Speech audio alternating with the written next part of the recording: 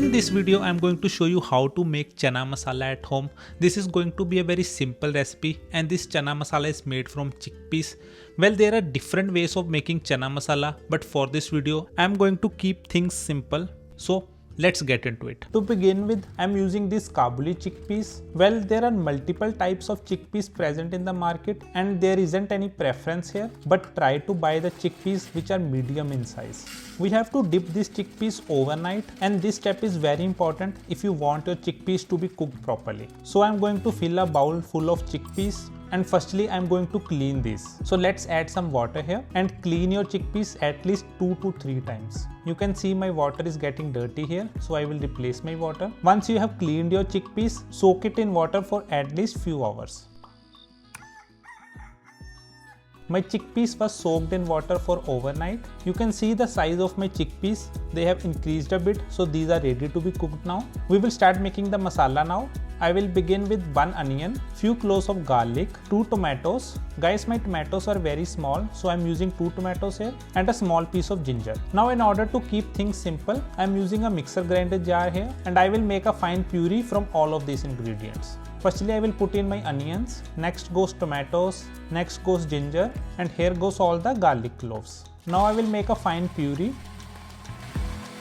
My puree is ready now, so let's start the cooking process. We have to use a pressure cooker here so that we can cook our chanas well. Now you can also use the chickpea cans. I know a lot of my friends use these kind of cans, and if you are using such kind of cans, you don't have to soak your chickpeas overnight and you don't even have to use a pressure cooker here. These cans usually contain boiled chickpeas, so you can simply make a masala and add this can to your masala. But since I am using the fresh chanas, so I will go with the pressure cooker. I am going to add some oil here. Now guys, this is a very important note here. If you have made a fine paste from your onion, you have to increase the quantity of your cooking oil. It doesn't matter if you are using desi ghee or any other cooking oil here. If your onion is in form of fine paste, just use more oil.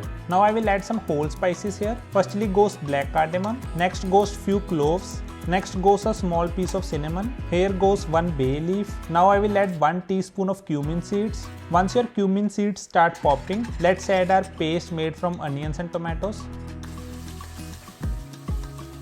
I will use some water for the leftovers and I will also add the white salt at this stage. I am adding 2 teaspoons of white salt here and now we have to cook this paste well. Guys, you have to cook this paste until your onions and tomatoes release all of its water, and to speed up the cooking process, make sure to cover your pressure cooker but keep an eye on your masala, otherwise it may stick to the bottom of your pressure cooker. At any stage, if you feel like your masala is too dry, you can add some water to this. So after around 20 minutes of cooking, you can see my masala is well dried now. All the water from the onions and tomatoes have evaporated. So I will add the spices now. Firstly, I will add the turmeric powder. I am adding 1/4 teaspoon of turmeric powder here. Next goes red chili powder. Guys, this is spicy red chili powder and you can adjust the quantity as per your spice level tolerance. And now I will add some water so that I can mix these spices with my masala. My masala was extremely dry, so I am adding some more water and I will cook this for few more minutes. So the best way to know if your masala is well cooked or not is from the fragrance from your masala. If your onions and tomatoes are still raw, they will give a strong pungent smell and it may take a while to cook your onions well, and as you can see, your masala may get really dry. So do not hesitate to keep adding some water, but try to use warm water here. Now I'm going to add some more spices here. Firstly goes coriander powder. I'm using 1.5 teaspoon of coriander powder here. Next goes cumin powder. I will use half a teaspoon of cumin powder. Next goes mango powder. This mango powder is also known as amchur and this will add a tanginess to your chana. So try to add this mango powder and you will be using half a teaspoon of mango powder. Next, I was about to add the chana masala, but guys, my silly roommates, they have used all the chana masala and nothing is left for me now. So I don't have chana masala to add, and this is kind of optional. So if your roommates are just like me, just use a bit more of coriander powder, cumin powder and mango powder here. Chana masala is also made of all of these spices, so we will simply use these ones. Since all of my spices are added, let's give it a mix now and we will let these spices cook for few more minutes. So once your base masala is ready, let's add the chickpeas now. I will mix these chickpeas so that all the masala gets stick to these chanas. And now I will add some water here. Guys, do not add a lot of water at this stage. I will suggest you to add as much water so that all of your chanas are just dipped in the water. Do not overfill your pressure cooker, otherwise your chanas may not cook properly under the pressure. Now before closing the pressure cooker, the last thing I am going to add here is garam masala. Since everything is added now, so let's close our pressure cooker, and now we have to wait for 8 to 10 whistles.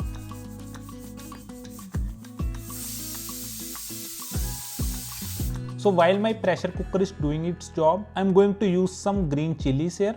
And I'm also using some ginger here. I will make some fine cuts to the chilies and ginger, and we will make a final tadka for our chana. Guys, this tadka will add an amazing flavor to our chana. And I'm also going to use some asafoetida, which is also called hing. And the last thing I will use for the tadka is Kashmiri chili powder. So once your pressure cooker release all of its pressure, just open your pressure cooker, and now you have to check if your chanas are cooked properly. As you can see, my chanas are well cooked here, but they are very thick, so I'm going to add some water to these in order to increase the curry. You can simply apply the tadka at this stage, but if you want to increase the curry just like me, simply add boiling water to this. But before adding the boiling water, I will add some roasted fenugreek leaves. These will also add an amazing fresh flavor to our chana masala. And here goes the boiling water. Guys, your chana masala will get really thick with time, so I will highly suggest you to keep the gravy thin at this stage. So after 2 minutes, my chana masala is ready now. So let's make the tadka. For the tadka, I am using the desi ghee here. I have made this desi ghee at home. So if you want the recipe on how to make desi ghee at home, you can comment down below.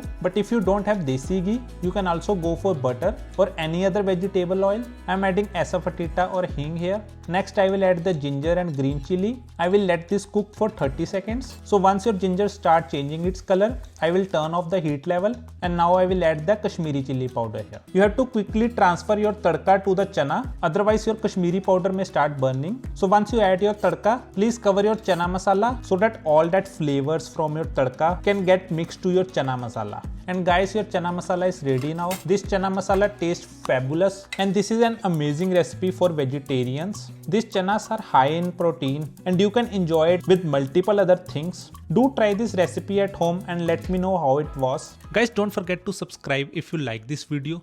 You can check out some other Indian recipes on my channel. See you guys in the next video. Goodbye.